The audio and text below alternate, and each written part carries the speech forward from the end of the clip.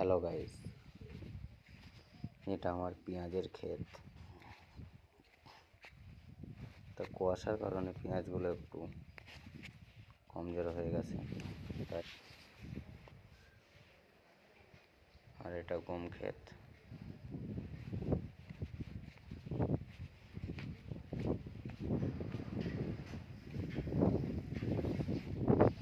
আগে আরও কিছু লাগানো রয়েছে।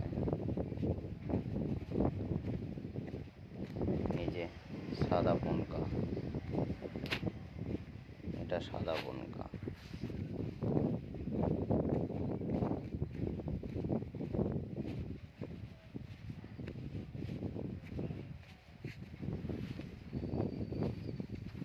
আগে এটাও পেঁয়াজ ক্ষেত।